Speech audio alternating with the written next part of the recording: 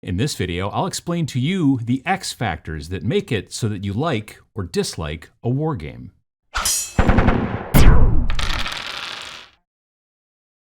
There are a lot of miniature wargames out there these days, probably more titles available now than there's ever been before.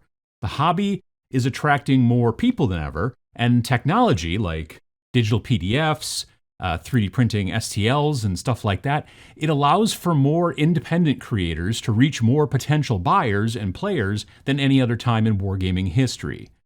But many of the problems in wargaming are still just as evident as they've always been since the beginning days of H.G. Wells. Though there are thousands of games out there, there are still just a few that seem to be the kind of de facto industry leaders. For as long as I've been around, it's mostly been Warhammer. There have been other contenders from time to time, like War Machine, Battletech, Star Wars X-Wing, stuff like that. But generally, the Warhammer games from Games Workshop are the most popular and have been for some time now. So why do people bother making any other games? If you're never going to beat Games Workshop, then why bother? Well, for one, business isn't a zero-sum game. It's not all or nothing. Even in the tabletop wargaming industry, many people play more than one title, either hopping back and forth a lot between games, or some folks play like one title for like a long time and then they get burned out or bored with it or whatever, and then they switch to something else. As it turns out, even though there are titles that are massively popular and seem like juggernauts in the industry, not everyone necessarily likes those popular titles. You may have come across this yourself. There's a game out there that seems really popular and all your friends are crazy for it, and it's all that seems to get played at your local shop, and you hear about it constantly online and you see videos about it nonstop on YouTube, and you just can't stand it, right? You know, like the game, it's not for you. The math doesn't add up. For all intents and purposes, you should really be interested in this game, but it's either uninteresting to you at best, or maybe even something that you just really hate. Why? Well, there can be a lot of reasons why you don't like a specific wargame, some sort of X factor, you might say. One of the definitions for the term X factor is this: a variable in a given situation that could have the most significant impact on the outcome. And I have found over my many years that I've been playing wargames that there are always certain X factors that either attract or repel me from certain game systems. Also, I've found that being able to identify these X factors early that repel me from a game, they help to save me money and time. One of the most important things to consider when deciding whether I'll like a wargame or not, the rules. Now, this seems obvious, right? But I've made mistakes over the years buying into game systems because the models and even the story, which isn't usually too important to me, are really cool, just to find out I seem to hate the rules system. Rules are frequently overlooked by people, but to me, they're the interface of the game while I'm playing, and if I don't enjoy the action of playing, then I don't enjoy the game. More than the lore or the models or even the game company itself, the rules are the most important part to affect how or if I'm enjoying, a game. One of the great things about this hobby is that it's so modular. You can use whatever models you like with whatever rules you like. Nowadays, there are more and more model agnostic games out there being sold. Rule sets that aren't designed to have a specific, affiliated line of miniatures. But really, any game can be model agnostic if you believe in yourself. Years ago at Gen Con, I got very excited for a miniatures game called Dark Age, which was produced by Cool Mini or Not. They call themselves CMON now, but I'll always be calling them Cool Mini or Not. That's just the way it's going to work. But anyway, I bought in heavily, mostly because the models were cool and the story was interesting, kind of a sci-fi post-apocalyptic story in space. I picked a faction, these kind of robot guys called Core, if I remember correctly, and I bought a bunch of models and then all the books that I needed and all that kind of stuff, and then headed back home after the convention to get into my new game. I used the books and I did some list building for my force. Luckily, it was a skirmish game, so I didn't get, too far in over my head.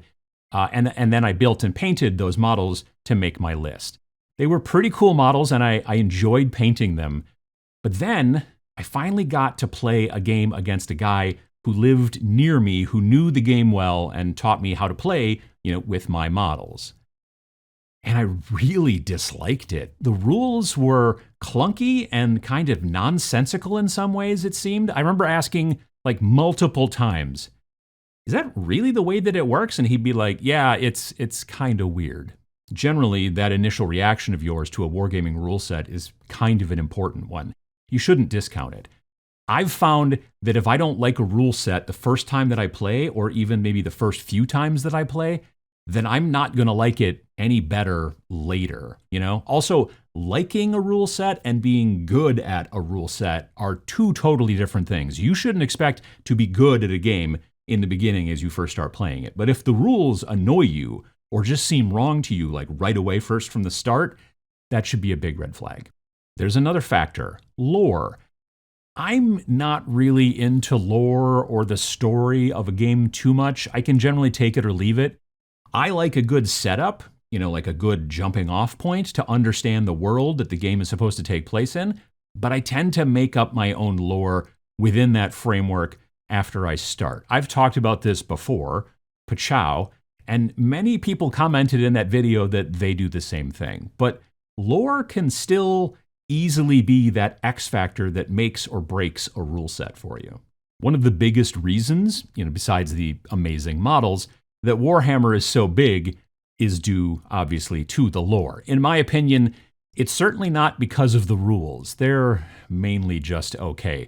They know that their lore is compelling to a lot of people out there, and they've leaned into it pretty hard over the last few decades, mainly via the Black Library novels, the fluff parts that are in all the codices and the books and all that kind of stuff, the comic books recently, all that kind of stuff. And then, of course, there's all the video game licensing that they've been doing too. It exposes them to a wider audience. Even for a person who is barely interested in lore at all, at its most stripped down base level, it's still important in the game to some degree, right? Cowboy game, I personally am just not interested. Even if there's like cool magic or undead cowpokes or whatever. On the other hand, alternate history World War I with haunted tanks and sentient mustard gas, all of a sudden you have my attention, right? Even a game like Space Weirdos, which has no lore in the book at all, still gives me enough of an idea of what's going on with just the title, Space Weirdos, Weirdos in Space, right? And then, of course, the cover art, and I can take it from there. The models used for a game is kind of an interesting X factor as well, because even though all of the biggest games out there right now are generally rule sets attached to model lines, Warhammer stuff, Infinity, Star Wars, Marvel, Malifaux, Battletech, etc., they never absolutely have to be attached to that line. You can use whatever models you want in those games. Stuff you kit bash, strange 3D printed things that you find online, like whatever. But some of those titles are very tightly entrenched within their intellectual property. You can use whatever you want, but will you? When a game is attached to a specific line of models sold by the same company, then it does make things very easy. You know exactly what to buy to represent this unit on the battlefield. And though you could use whatever you want to represent your army, you might want to stick with the normal stuff. And then what happens if you dislike the normal stuff? To some folks, this is a welcome challenge. I want to use this unit in my army, but the model that they have made for it is butt ugly, frankly. So, what do I do what do I do to replace it now? Like, for me, that's fun, but for others, this is just the worst. Some people will love the models for a game, and that will make them play that game even if they don't care for the rules or even maybe the lore. I guess as long as they're happy enough, this is probably fine. But again, due to the modular nature of our hobby, remember that you could get those models that you like from that company and use them in a game that you enjoy more, if you want to. There's a lot of model agnostic rule sets out there looking to make you happy. Lastly, there's popularity that can be a very important X factor. Due to the nature of our hobby, you generally need to find people nearby to play these games with. Therefore, a game that's played a lot in your area may seem more desirable to you than one that's hard to find people to play with, right? Even if it's like a game that you're not interested much in, it can still become the game for you if you're always looking for pickup games at the local store instead of trying to maybe build a community of players in your area. If you're lucky enough to have a group of players who like to try new things sometimes, then this probably isn't a huge issue. You can bring the game to like a gaming gathering or whatever and teach it and see what people think about it. I've talked about becoming a gaming advocate on this channel years ago. Pachow. You can watch that to see me with darker hair and frankly more of it as well. But it's more important now than ever since COVID. I should really update that video, is what I should do. But if you don't have a stable gaming group, and a lot of folks don't, nearby, then popularity can be a big deal. Let's take these different X factors, put them together, and then, give you an example from my gaming life. I don't care for BattleTech. I played it back when I was in middle school, back in the Stone Ages, and then I played it some more in college. There's been a heck of a resurgence of it in the last decade or so. But I'm just not interested. Big stompy robots are cool, but I don't like how dense the rules are. Yes, even, like the Alpha Strike rules. I've been told that a bunch of times. Hey, you should do the Alpha Strike. Yeah. And I also don't like the lore particularly either. I don't know why, but I get annoyed by the mix of like feudal houses and science fiction. That whole concept of like royalty, but yet in the sci-fi, it doesn't make sense to me.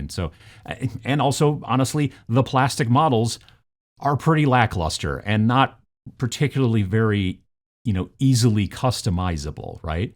And as far as popularity is concerned, yes, it is getting to be, again, kind of popular, and there are places to play in my local area where I could get together with people and things like that. That is the one benefit. However, then there's Steel Rift from Ash Barker and Death Ray Designs. Also, big stompy robot game.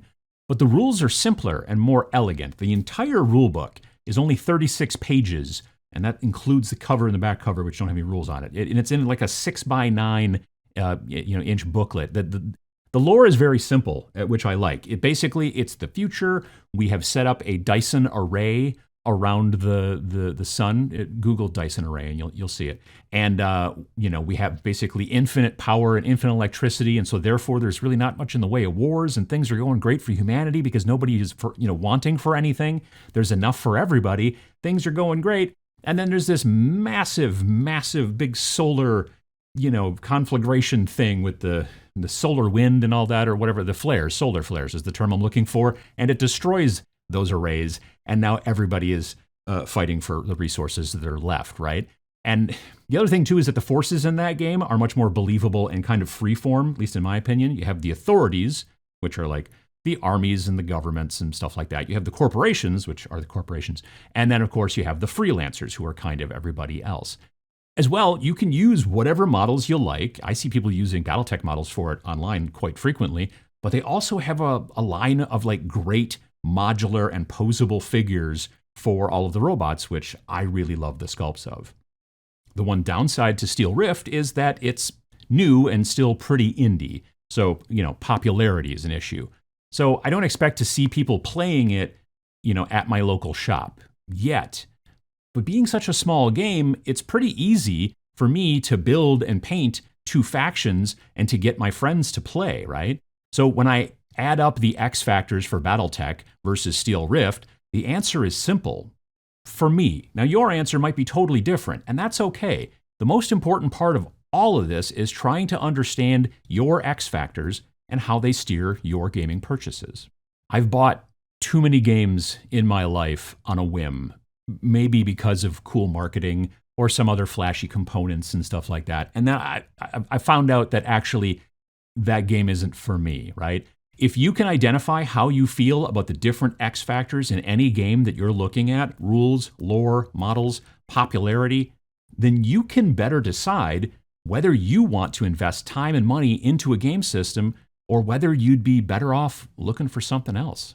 Hopefully, this will help you to better decide what games are for you and which games aren't. Whether it's games that you're thinking about looking at, or maybe even games that you already have, and maybe look at them and go, I'm never actually going to play this. I should probably sell it or something like that, right? You know, which of the X factors is most important to you? Which one is the least important? And how dumb am I for disliking BattleTech? Let me know down in the comments below. I'm sure that you will. Hit that like button if you liked the video. It really helps the channel, and you get like a little tiny animated surprise. Subscribe to see more every week, and thanks for watching.